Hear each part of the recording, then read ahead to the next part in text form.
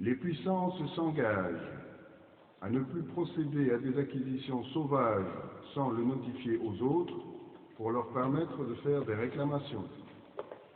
Par ailleurs, toute puissance européenne installée sur la côte peut étendre sa domination vers l'intérieur jusqu'à rencontrer une sphère d'influence voisine. Enfin, les peuples et les rois africains ne sont ni consultés ni informés de toutes ces discussions. Acte général de la conférence, Berlin, ce 23 février 1885. Au moment où s'achevait le partage du continent noir au Congrès de Berlin, l'Afrique arborait les habits neufs d'une Europe conquérante. En bleu, les possessions portugaises. En jaune, les pays attribués à l'Allemagne. En vert, les territoires contrôlés par les Anglais. Et en rouge, les pays qui revenaient à la France, au nombre desquels le Dahomey. Du Dahomey précolonial, on connaissait le littoral, aux pieds trempés dans le bleu de l'Atlantique, la tête au niveau du 12e parallèle nord, le Nigeria anglophone et le Togo allemand comme voisins à l'est et à l'ouest. De la très ancienne dynastie qui va régner sur cette terre de cueillette, de chasse, de commerce d'esclaves et d'huile de palme, 3 rois, Adandozan, Gézo et Glélé, vont créer et façonner un jeune homme, le prince Ahoponu. C'est lui qui conduira très loin le destin d'un royaume, celui du Dahomey.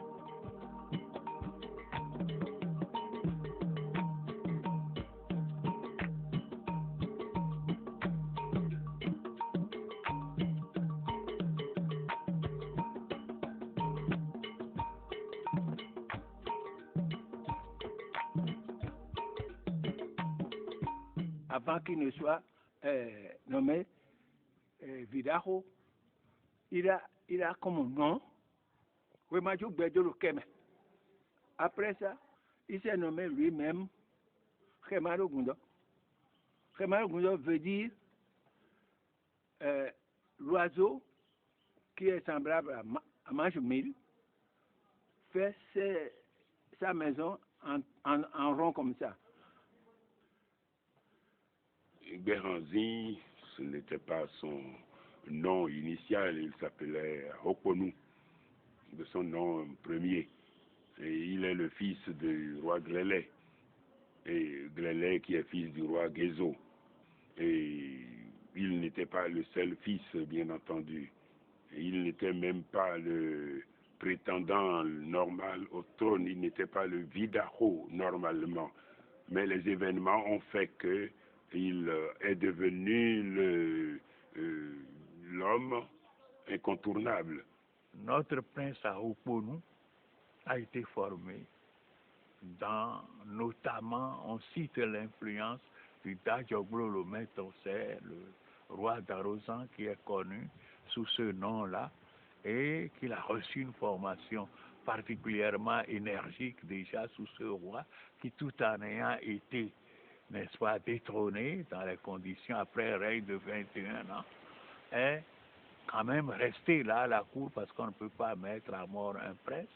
Il était déchu, mais il était apprécié quand même sous ses qualités viriles et pour ses connaissances ésotériques.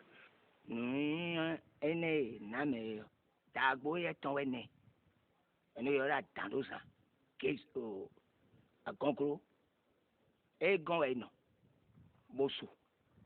On ne peut nous temen bada kwiti et na blo kene si bio. Adalo zana e ka utundo e lo vira ko na yeme e lo to la ho adaza lo tun ti o ne e so do mo fi dagbe bo ne no no do rede. En 1875, une courte maladie emporte le prince Aranzo, jusque-là héritier présomptif du roi Glélé. Sitôt les funérailles achevées, Glélé nomme pour lui succéder un nouvel héritier, en la personne de Ahoponu. Ahoponu s'installe donc sous le nom de Kondo. Kondo vient d'une expression que le père a prononcée. J'ai installé ce fils ici, comme le serpent à Manonou, la vipère, lorsqu'elle va à mettre bas, c'est ce que dit la tradition, va trouver un endroit bien solide qui est en général un endroit creusé, fait dans de l'argile durcie. C'est cette argile durcie qu'on appelle co. Je suis comme à Manon, le serpent du père, qui vient installer ses enfants dans un emplacement, dans une place, sur un trône, je vais dire, solide. Très tôt, je crois déjà que sous Ahanzo, nous avons des pièces maîtresses qui montrent que il n'était pas du tout le prince soumis. Lui, il avait plutôt en main la sécurité du pays. Déjà la sécurité, donc avec les divers groupes qui pouvaient, les Anguita et autres, et divers autres groupes gardiens de la nuit, il avait déjà donc, dans ce domaine-là, il a joué non seulement sur l'organisation guerrière du royaume, mais il a joué également sur les corporations, les Gbérou. Le père Glélé a bien compris, compte tenu de tout ce qui se passe dans le royaume jusqu'à l'avènement de du prince héritier Kondo, que rien à faire. Et tenant compte lui-même de son âge avancé, il était assez âgé, en 75, il choisit pratiquement, de même qu'il a dit dans cette version Koendodo, on sent, et tout le montre, que tout ce qu'il doit faire maintenant, tout ce qu'il a à faire, il ne peut pas ne pas associer le prince héritier Kondo.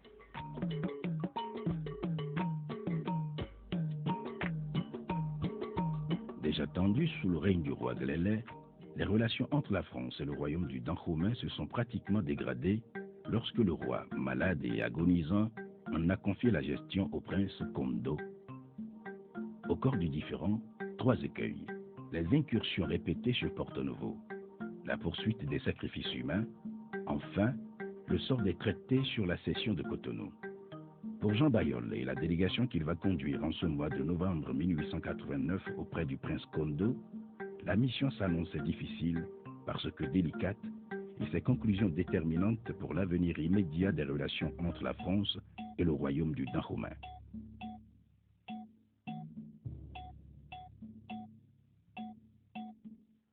La mission va échouer. Bayol fait occuper Cotonou et y installe un poste de commandement opérationnel. Les représentants résidents du roi du Dahomey protestent.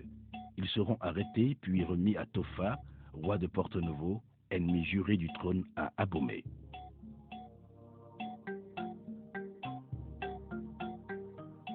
Au palais royal de Singodi, on accuse le coup, sans réagir, du moins pour l'instant, et pour cause, le roi Glélé venait de mourir. Le ciel s'était assombri soudain sur Abomey, comme pour ternir le climat déjà lugubre d'une cité fraîchement endeuillée. Ce 30 décembre 1889, le roi Glélé s'est éteint à 75 ans, laissant derrière lui un royaume en difficulté et à sa tête un héritier, sacré roi avant même de le devenir.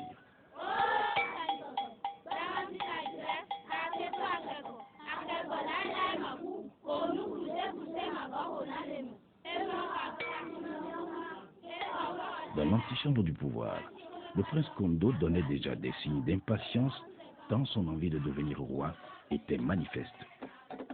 Le 6 janvier 1890, Kondo s'installe sur le trône. Il s'appellera Béranzi. Aïdre, l'univers tient l'œuf que la terre désire. Son emblème, un requin, traduisait le choix de Béranzi d'incarner la force et la puissance de ce mammifère pour exprimer sa détermination à contrôler les côtes du Dahomey, en même temps qu'il constituait une mise en garde aux velléités de Jean Bayol sur Cotonou. Béranzi fait arrêter des otages blancs à Ouida, au nombre desquels le révérend père Alexandre d'Orgère, Ces prisonniers seront conduits et internés à Abomey. Le 3 mars 1890, les guerriers aboméens attaquent les troupes françaises à Zobo, à la lisière nord de Cotonou. C'est une opération qui s'est déroulée dans la nuit du 3 au 4 mars 1890 et au cours de cette nuit, la pluie abondamment, mais l'attaque a été meurtrière. Béhanzin a placé des milliers d'hommes en armes dans les buissons et autres tout autour de Goudoumé. Et lorsque la marine française longeait le lac Nokoué, eh bien, ils ont été attaqués par surprise par des milliers d'hommes de Béhanzin. Ça a été une victoire sanglante.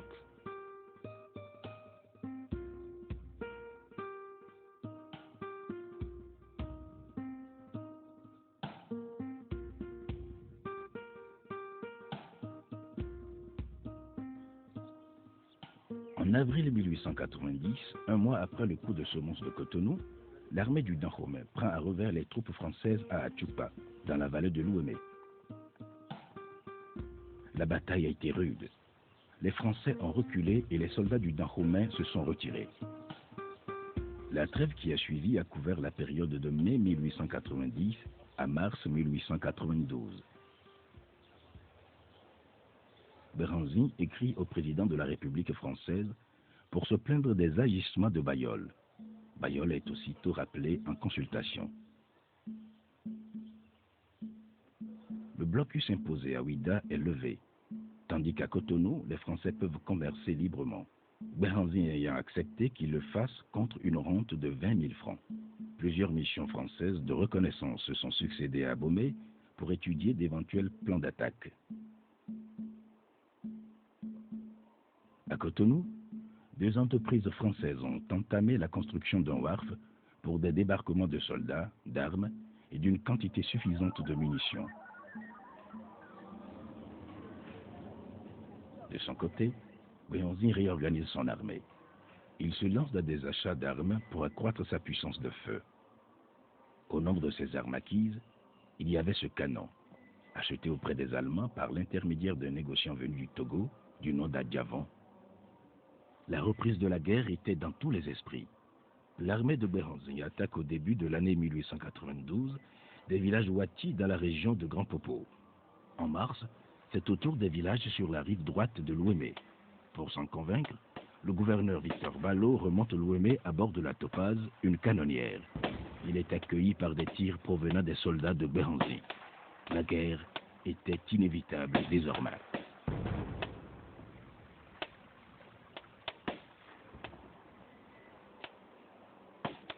Pour conduire les opérations, la France a dépêché à Cotonou le colonel Alfred Amédée Dodd, un ancien de l'école militaire de Saint-Cyr. Sa mission est claire, conquérir le Dahomey, quoi qu'il en coûte. L'armée française, renforcée par des soldats de la Légion, bloque la côte et coupe ainsi à Béhanzin tout ravitaillement en armes. Dodd engage des manœuvres militaires de diversion. Il lance une série d'opérations contre les positions occupées par les soldats du Dahomey. Au départ, le 20 août, les troupes françaises sont rassemblées à Sakété. Objectif immédiat, reprendre Afamé et Doba.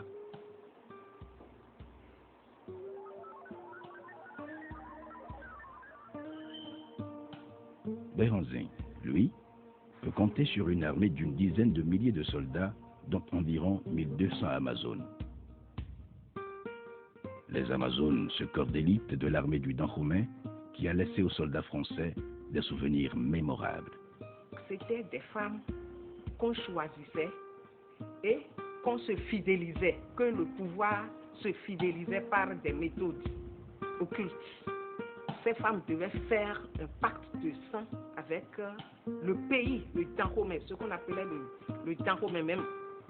Donc il n'était pas question de trahir le pays. Elles devaient se dévouer corps et âme. Même en cas d'échec, elles protégeaient de leur vie le monarque. mais elles avaient une telle ardeur au combat que une Amazone, par exemple, bondissant comme une panthère, atterrit sur le canon, sur la tige du canon. Un canon de terrain, hein? C'est pas le canon d'un fusil. Et alors, voilà, elle décapite le canonnier et avant que d'autres ne l'atteignent. Et c'est une bataille où les soldats d'Abomey, notamment les Amazones, ont révélé leur forte connaissance du terrain, leur habileté, leur préparation militaire. Ce qui impressionnait les observateurs européens, c'est leur déploiement, c'est leur tactique sur le terrain. Ils peuvent s'approcher des troupes françaises. Ils le font généralement peu avant l'aube.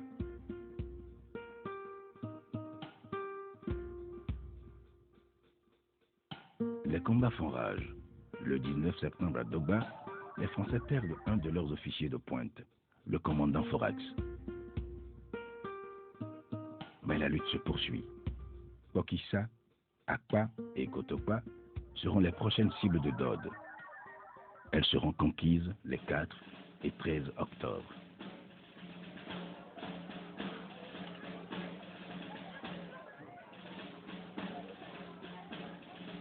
Le 4 novembre, après une bataille farouche, Kana, la ville sainte, au lieu des hôtels sacrés du royaume, tombe sous le feu nourri des forces françaises.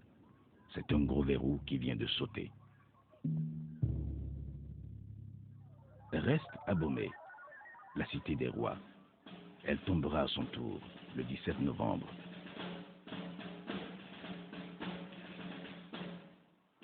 Dode y fera une entrée triomphale. Il fera même hisser le drapeau français à Simbodi, le palais royal entre-temps mis à feu. Ce soir-là même, Dode apprendra qu'il a été élevé au grade de général de brigade.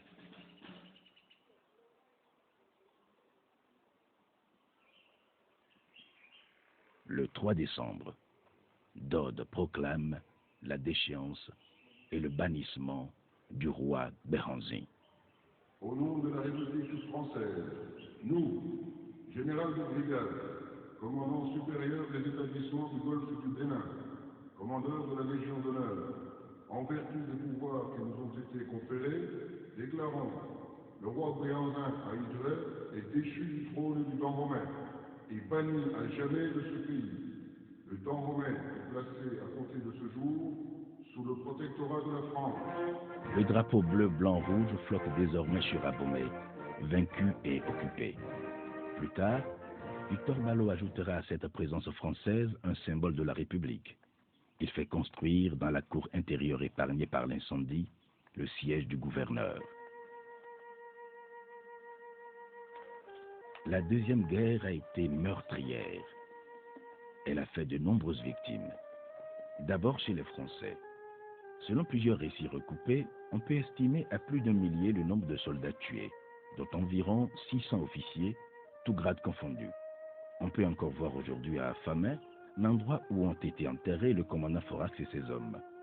Au cimetière français de Goho, le nombre et la qualité des soldats tués sont une indication de l'étendue des pertes.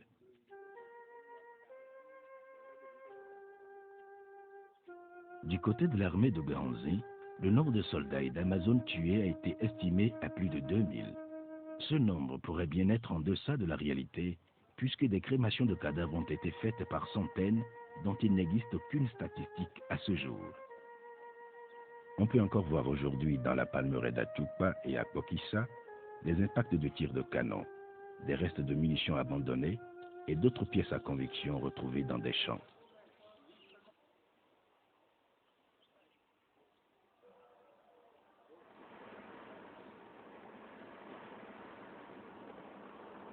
Commence alors pour Béhanzin une longue période de résistance à travers brousses, savanes et forêts denses. Indésirable chez les maquis, il revient vers Djidja et s'installe dans le périmètre. Pendant plusieurs mois, son armée, ou ce qu'il en reste, se réorganise. Béhanzin utilise tous les artifices du maquis. À la débrouille militaire, il ajoute la puissance occulte. Ici, nous sommes à Ségou. Le roi Béhanzin a mis en terre un piquet qui a une force magique, mystique, et ce piquet a bourgeonné et a donné cet arbre que nous avons ici. En fond, on l'appelle bosso. Et ce bosso, c'est l'arbre de carité qu'on appelle Wugo, en fond, qui a germé, qui a donné le tronc que vous avez à côté.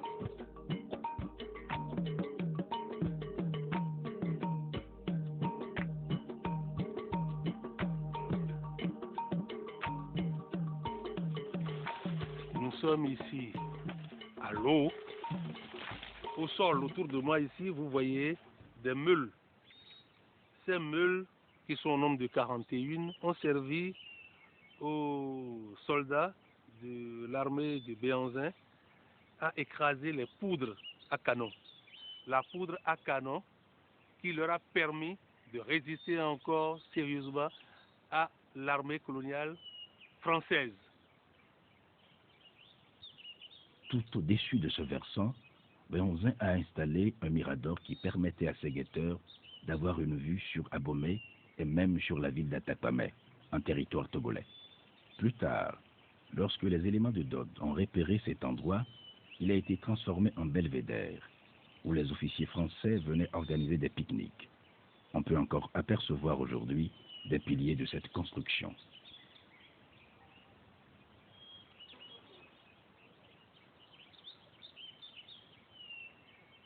Le roi Béhanzin, dans son maquis, s'est senti acculé.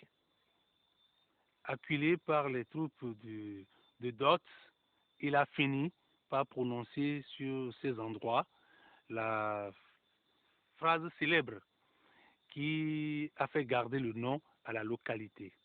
Et en fond, il disait Ewa Jamwengbe, le Goba le film métier Midatouka nous Ganchawa. Le bonou Bafan nous soupoa Dole Gobe. Ce qui voudrait dire en français que si les troupes ennemies françaises doivent mettre la main sur lui, Béhanzin, il va falloir que sa troupe s'use avec les armes jusqu'à ce que les bras en soient là et que la terre se mélange au sang pour constituer une boue.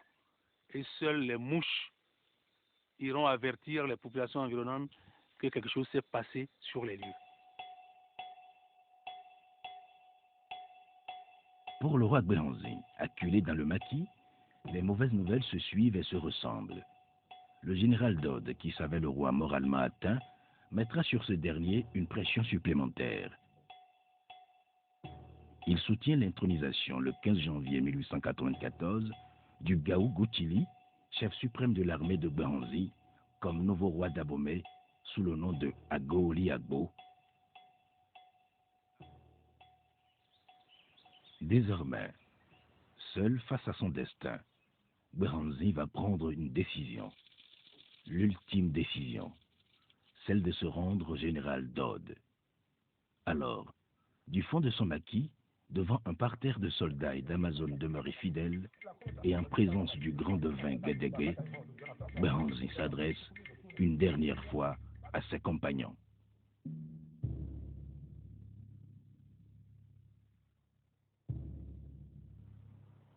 Compagnons d'infortune, derniers amis fidèles, vous savez dans quelles circonstances, lorsque les Français vinrent conquérir la terre de nos aïeux, nous avons décidé de lutter. Nos combattants s'étaient levés par milliers pour défendre le Dahomey et son roi. Avec fierté, l'on reconnaissait en eux la même bravoure qu'avaient manifesté les guerriers d'Agadja, de Tegbessou, de Guézo et de Glélé. Dans toutes les batailles, j'étais à leur côté et nous avions la certitude de marcher à la victoire. Cependant, malgré la justesse de notre cause et leur vaillance, nos troupes compactes furent décimées. Et maintenant, ma voix éplorée n'éveille plus d'écho. Où sont-elles donc, les ardentes Amazones qu'enflammait une sainte colère? Où leurs chefs indomptables, Gundeme, Yewe, Ketungan?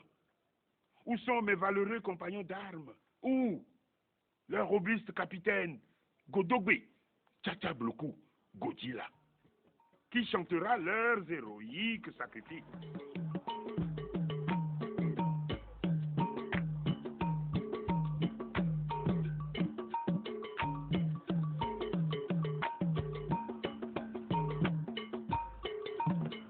La guerre entre les troupes françaises et celles du Dahomey aura été longue. Elle aura duré 2 ans. Elle a été suivie d'une résistance farouche qui aura duré 2 ans aussi. Et alors que les nouvelles qui lui parvenaient du front n'étaient pas bonnes, le roi Béhanzin décide d'aller à la rencontre du colonel Dodds. Cette rencontre a eu lieu ici même à Goro, le 25 janvier 1894, à quelques mètres du camp militaire où stationnait le corps expéditionnaire français. C'est tout ce qui reste du camp militaire français de Goro. 2 colonnes que le temps et les intempéries n'ont pas réussi à faire disparaître. Béhanzin passera 3 nuits à l'intérieur de ce camp avant d'être conduit à Cotonou.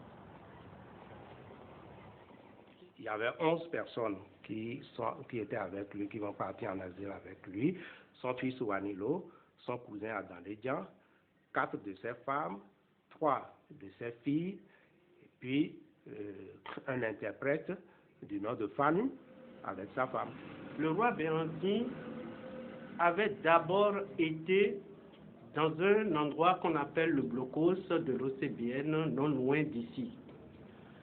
Le 6 février, il a embarqué et mystérieusement, il y a eu une panne au niveau du bateau qui devrait l'emmener. Et on l'a ramené dans ce bâtiment.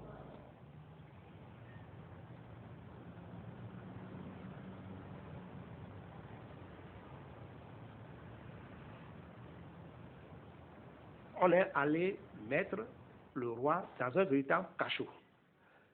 Au rez-de-chaussée du bâtiment, un endroit qui fait à peu près 4 mètres carrés et qui est si bas que le roi ne peut pas se tenir debout.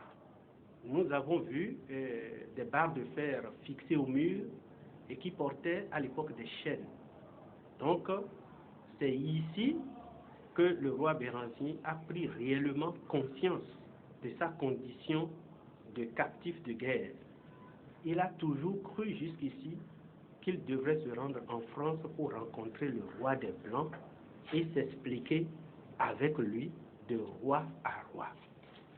C'est ici qu'il a vu que, en fait, on l'avait trompé pour l'emmener en déportation. Et dans ce bâtiment, il est resté du 6 février au 11 février où il a pu prendre la mer. Ici, ce n'est pas du tout des racontards. Lorsqu'on l'a mis dans le wagonnet qui le conduisait vers le bateau qui va l'amener à la Martinique, eh bien, quand le wagonnet dans lequel le roi était installé avec ses proches, ses compagnons de déportation, d'exil, à un moment donné sur le wharf, le wagonnet ne bouge plus. On ne va pas dire au roi, parce qu'il le respectait tant qu'il était sur le territoire dahomey. Le wagonnet ne pouvait plus bouger. Le roi croise ses jambes, allume sa pipe. Il attend. Qui va le faire descendre, dit qu'il faut qu'il marche à pied? Personne. Mais ça dure, mais qu'est-ce qu'il faut faire? Que s'est-il passé pour ce wagonnet? C'est Béhanzin qui a dit, allez me chercher un coq blanc. On a été chercher le coq blanc. Il a dit de lui couper le cou. On lui a coupé le cou. On a mis le sang sur les rails et le wagonnet a pu continuer de rouler. Je m'en vais quand je le veux. Et c'est pour dire que quand les ancêtres disent tu peux partir, je pars. La première escale du croiseur second, c'est Dakar, qu'il atteindra le 20 février. Escale technique pour des formalités et pour un ravitaillement du navire. Le temps aussi pour les autorités françaises de fixer la destination du roi. Le 12 mars, Moracini, gouverneur de la Martinique, reçoit de son ministre l'ordre d'apprêter le fort Tartanson pour y recevoir Béhanzin et sa suite.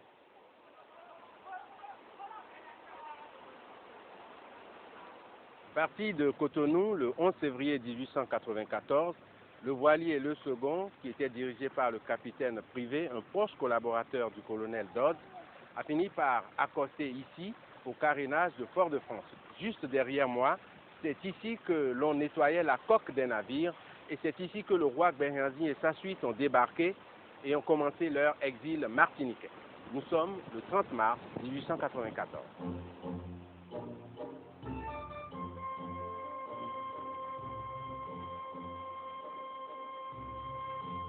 Voici comment le mémorial martiniquais décrit l'arrivée.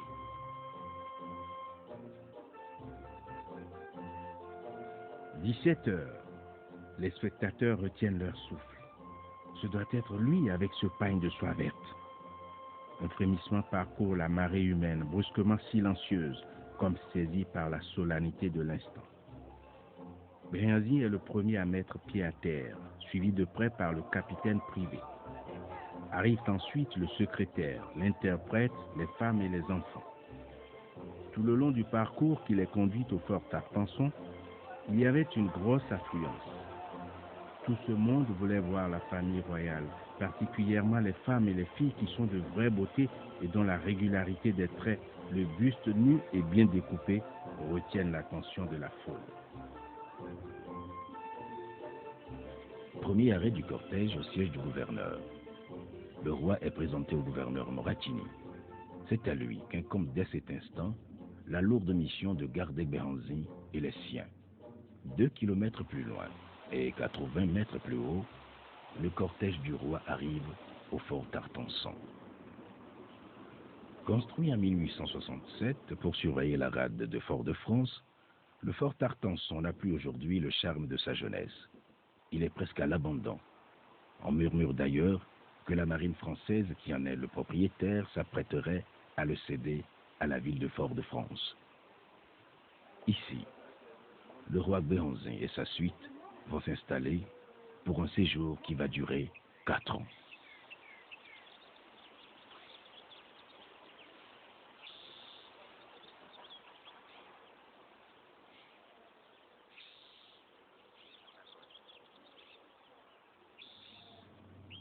À la demande du roi, son fils Wani Lo ira à l'école des Blancs. Wani Lo, le prénom en lui-même est une exhortation à l'exploit. Toute réussite que le père attendait du fils. Wani Lo sera donc inscrit à l'institution des pères de Pleurmel, à proximité de Fort Tarpenson.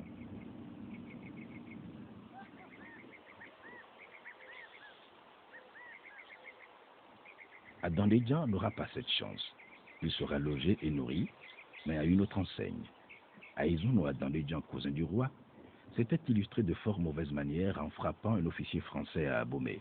Il a été déporté en même temps que le roi au fort Tarpenson, mais il ne bénéficiera pas du traitement réservé à sa majesté.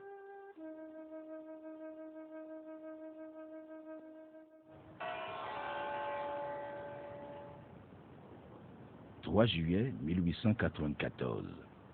La France entière pleure la disparition du président Sadi Carnot, tombé quelques jours plus tôt sous les balles d'un anarchiste. Pour le roi Béhanzin, ce sera un coup dur. Sadi Carnot, c'est celui-là même qu'il pensait pouvoir rencontrer lorsqu'il quittait Cotonou il y a à peine 5 mois. En compagnie de sa suite au grand complet, le roi Béhanzin assistera à l'office religieux dans l'église provisoire de Fort-de-France en hommage à la mémoire de l'homme d'État.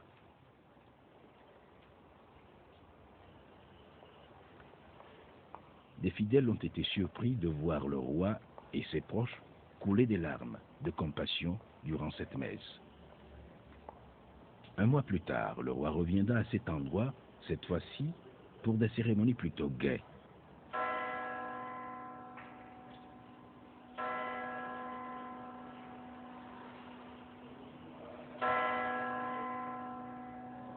Le baptême des cloches de la cathédrale de Fort-de-France. L'imposante bâtisse a été reconstruite en lieu et place de l'ancienne église détruite par un incendie.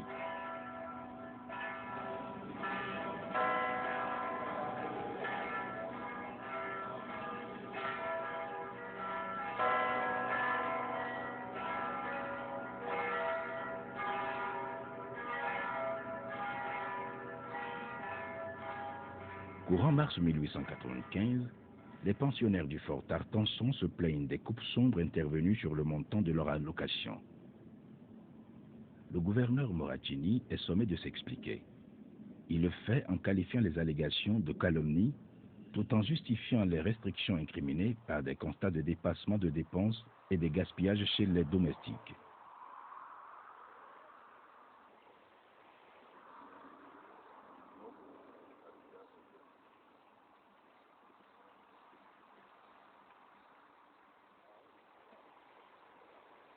Au lycée de Saint-Pierre, un peu plus au nord de Fort-de-France, où il poursuit ses études, Wani Lo accumule les succès et collectionne les prix d'excellence.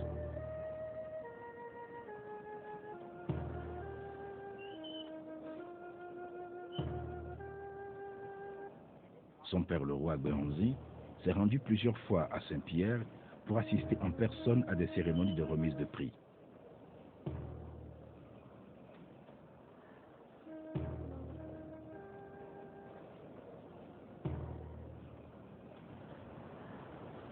L'année 1897 sera marquée par le départ de Fanou pour le Dahomey. C'est le goût exagéré de Pierre Fanou pour l'alcool et son éthylisme avancé qui ont fini par irriter et excéder le roi. Avec son épouse Falégué, Pierre Fanou s'en va pour le grand soulagement de Béhanzin. Réduite à 9, la cour royale commençait à s'ennuyer. Pas pour longtemps puisque, en mai 1898, le roi va quitter sa forteresse pour aménager en ville. Il va désormais résider à la villa des Bosquets. Alors, le roi, après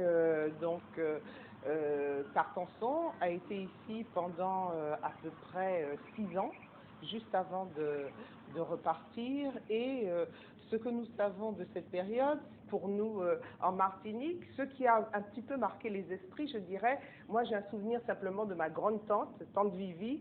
Je ne pense pas vraiment qu'elle ait vu Béhanzin, mais c'est aussi dans l'imaginaire.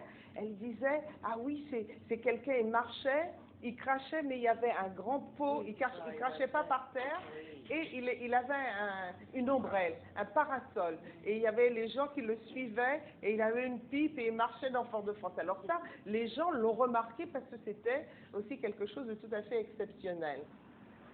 Il descendait, il y a un chemin qui se trouve à côté de la maison, où le roi et sa suite descendaient sur Fort-de-France, prenaient la passerelle, le pont Guédon, et continuaient, parce que vous avez au niveau de Fort-de-France, depuis ici, depuis Fort-Tartanson, une vue très particulière, depuis l'évêché, Fort-Tartanson, la maison ici, le pont Guédon, et on continue sur la rue Antoine Sigère, et ça nous mène directement sur la savane, en passant par la cathédrale.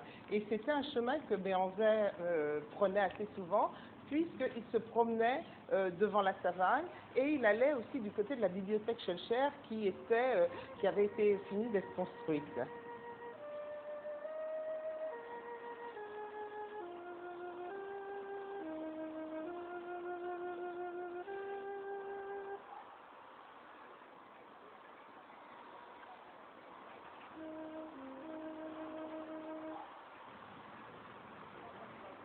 Il allait près de la rivière, qui se trouve même pas à 2 minutes de la villa où il se trouvait. Il allait discuter avec les pêcheurs et les marchandes qui se trouvaient là. Donc il y a des gens qui racontent un petit peu des histoires que Béhanzin passait, achetait son poisson, ou en tous les cas les gens de sa suite, puisque nous surplombons avec cette maison tout Fort-de-France et aussi le quartier rive droite, comme on l'appelle, de Fort-de-France.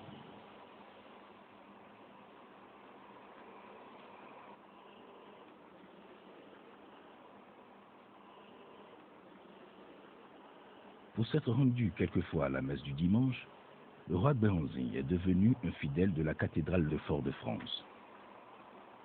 Déjà grand ami du père Alexandre d'Orgères, lorsqu'il était à Abomey, Béhanzin choisira, pour se faire baptiser, le prénom Alexandre.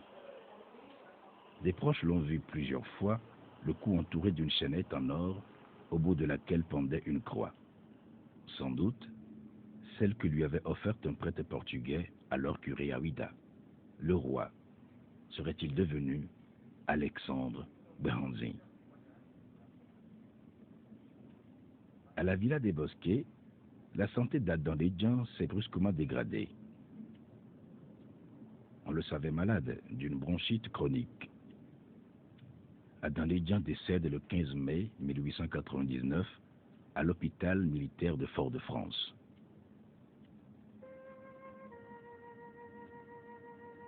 Les années passent à la villa des Bosquets.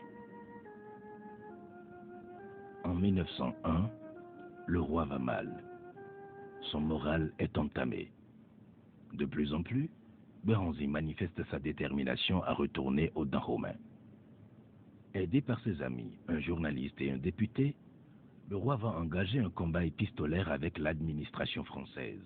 Dans l'une des nombreuses lettres qu'il a adressées au successeur du président Sadi Carnot, on pouvait lire ceci. J'ai été victime de la mauvaise foi des Français. En effet, lorsque de ma propre initiative, je me suis rendu auprès du général Dodd, je lui ai demandé spontanément de me conduire en France pour conférer avec le chef de l'État et éclaircir le malentendu dont j'étais victime. Je croyais donc me rendre en France pendant que j'étais dirigé sur la Martinique. Au cours de l'année 1901, la famille du roi s'est agrandie de 2 petits-fils.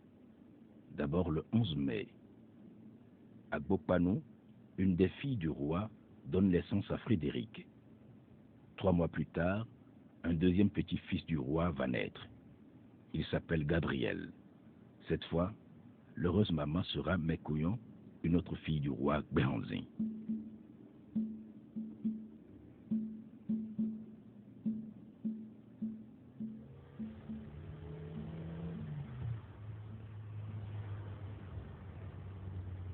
C'est mois déjà que l'année 1902 a commencé. Ce 8 mai, Wani Lo était encore à la villa des Bosquets. Il ne se trouvait donc pas à Saint-Pierre. Soudain, c'est l'explosion. Puis, la catastrophe. À près de 1400 mètres d'altitude, la montagne pelée venait de se vider de sa colère en crachant un énorme déluge de feu, de flammes et de lave.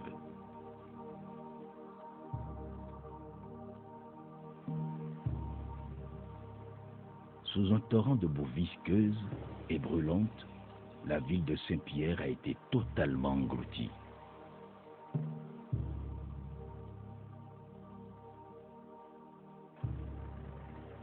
Parmi les 30 000 disparus, la famille Blaisemont. À Saint-Pierre, Albany Blaisemont était le correspondant de Wani Lo.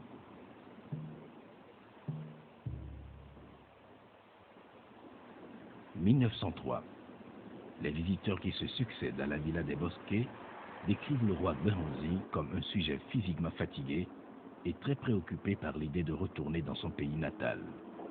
Il multiplie ses lettres à des députés, au gouverneur et au président des Français.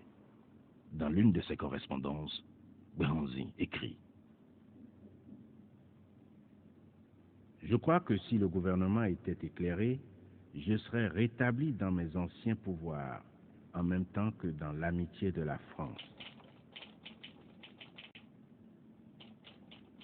Plus loin, Behranzin propose d'être pour la France un agent dévoué, un ami fidèle, un propagateur de ses idées.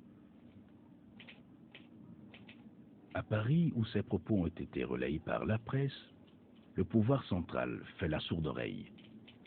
Il doute même de la sincérité du roi Behranzin. « 1904, à la villa des Bosquets, la famille du roi s'est à nouveau élargie. Agbokpanou, déjà mère de Frédéric, donne naissance à Andrea, portant à 3 le nombre des petits-enfants du roi nés en exil.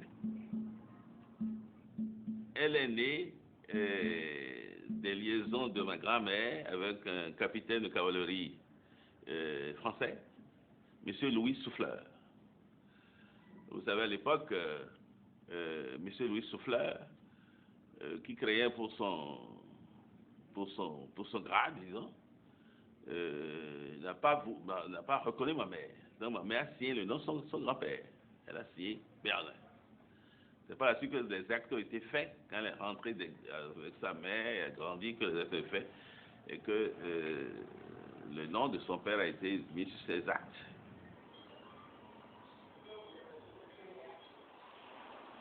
De longs mois passent, en 1905, dans une morosité grandissante.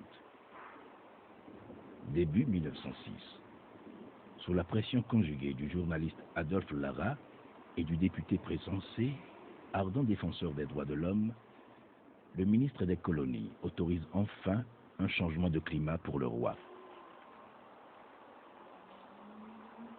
Le 1er avril, à bord du géant paquebot, la Martinique, le roi Béhanzin et sa famille quittent Fort-de-France pour une nouvelle destination.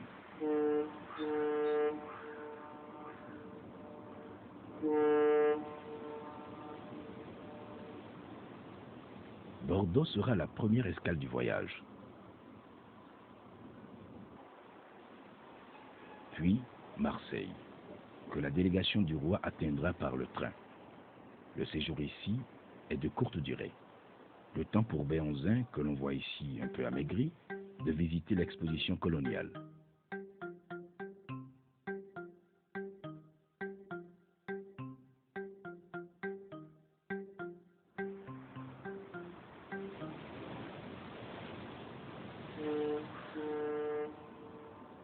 C'est une Algérie aux couleurs de la France coloniale que le roi Béhanzin découvre ce mois d'avril 1906 en arrivant à Alger.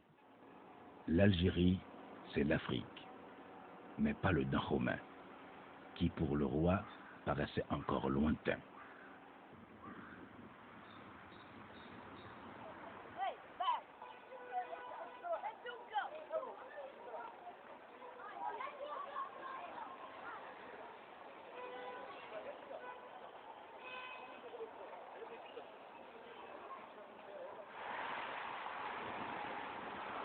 C'est à Blida, une autre ville au sud d'Alger, que le souverain et sa famille vont être conduits.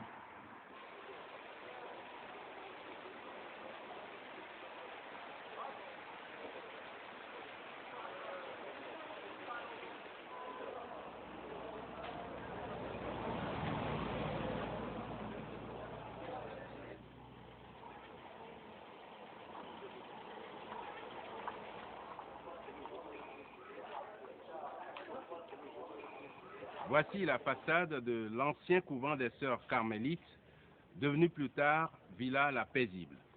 C'est ici, dans la Kasbah de Blida, que le roi Béhanzin et sa suite ont séjourné d'avril à décembre 1906.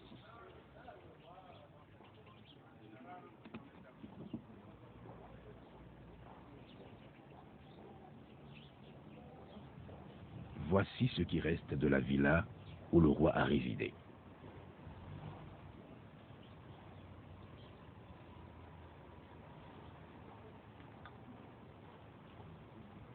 Les nouveaux propriétaires ont entrepris des travaux sur le bâtiment, mais au rez-de-chaussée, l'endroit précis où dormait le roi paraît encore intact.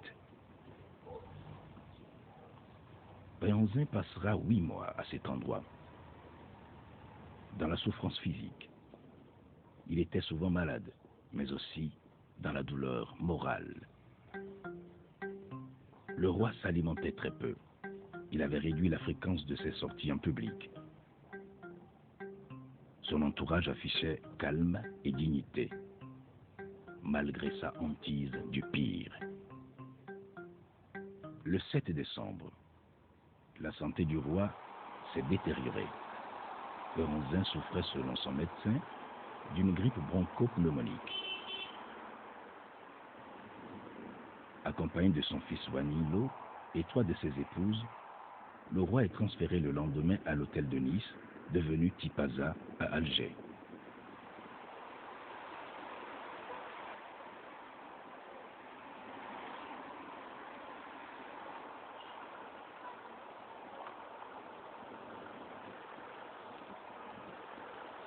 À l'aube du 10 décembre 1906, le roi Béhanzin décède, suite à une crise d'urémie. Il sonnait 7h30.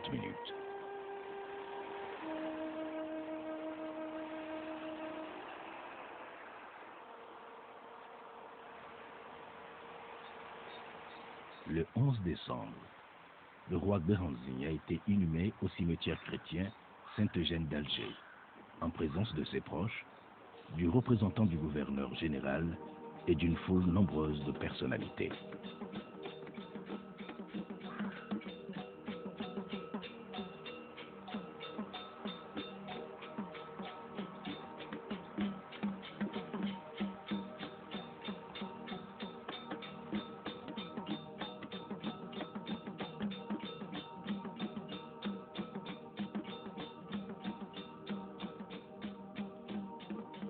Commence alors pour Wanilo une longue bataille juridique et politique pour obtenir de l'administration coloniale l'autorisation de transférer la dépouille du roi Béhanzin au Dahomey pour lui faire des obsèques dignes d'un grand roi.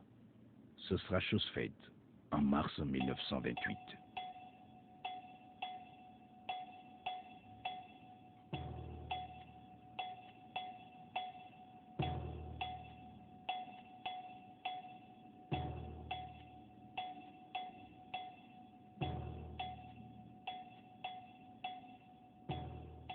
Je dois préciser que les Français ont veillé à ce que les obsèques se déroulent dans l'intimité familiale à Djimé, dans le palais privé du roi. Ils n'ont pas voulu qu'on fasse des cérémonies à Singboji. Malgré tout cela, ceux qui ont écrit, qui ont décrit le retour de sang ont dit qu'une foule immense est venue accueillir les restes du roi à Cotonou. Le train qui a transporté les dépouilles, les restes mortels du roi, de Cotonou à Gbomé, c'est-à-dire à Boycon, ce train-là, à chaque arrêt, depuis Cotonou jusqu'à Boycon, il y avait une foule qui se prosternait, le front de la poussière, pour saluer le retour du roi. C'est quelque chose d'émouvant et de grandiose. Que de mémoire Darwin n'avait jamais vu ça. Je dirais que le roi Béhanzin avait une idée, une pensée de son pays. Tout ce qui est vertueux de lui, je les adopte. Mais tout ce qui n'est pas vertueux, on va tout faire pour les effacer. Il a le courage, il est téméraire, il a la témérité, il affronte tout. Il n'a pas, sachant bien que les Européens ont des armes plus sophistiquées que les nôtres, il a demandé à ses Amazones de foncer. Ce qu'ils ont fait, nous avons eu beaucoup de pertes en vie humaine, mais néanmoins, ça a démontré la bravoure de l'armée dahoméenne. Il est pour nous le héros.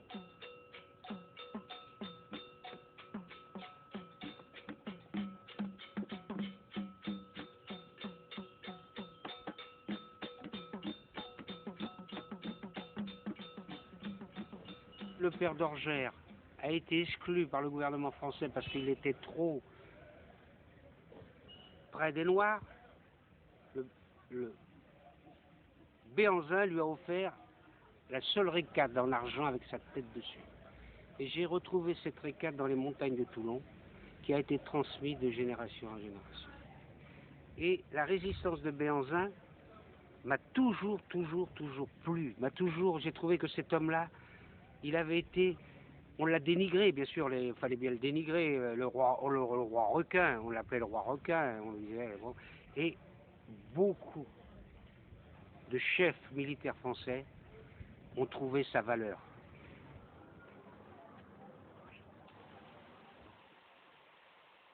J'ai entendu parler du roi Béhanzin alors que j'étais encore tout jeune. Ceux qui m'en parlaient, dans ma famille, dans mon entourage, m'en parlaient avec une certaine fierté. Le sentiment qu'avaient les Martiniquais, certainement à son arrivée, c'est le sentiment d'une redécouverte, d'une reprise de contact avec un continent dont ils avaient été séparés pendant très longtemps. Et tout d'un coup, il y a un personnage qui arrive dont on raconte qu'il a été un résistant face aux armées coloniales. Donc tout d'un coup, c'est aussi un sentiment de fierté. Mes parents ont vu Béhanzin. Et Béhanzin, tous les jours, allait à Fort-de-France. Béhanzin avait été adopté par la Martinique. Je sais en tout cas que c'est un homme qui a compté pour les Martiniquais. Nous considérions Béhanzin comme un homme éminent, comme un grand roi qui avait défendu son pays jusqu'au bout. En Europe, Béhanzin a été une figure qui terrorisait les Européens. C'est-à-dire, il a été l'un de ces Africains qui était capable de tenir tête comme un bon soldat, un bon chef d'armée, un commandant en chef à des armées européennes. L'idée d'un panthéon africain, dans cette vision des choses où l'on mettrait les grands fondateurs d'État, comme Soundiata Keïta, comme Shaka Zulu, nous avons les grands résistants à la colonisation, mais aussi les grands administrateurs d'État. Donc dans ce panthéon où il y aurait, je ne sais pas, peut-être une 50aine de personnes, certainement que Béhanzin figurait en très bonne place.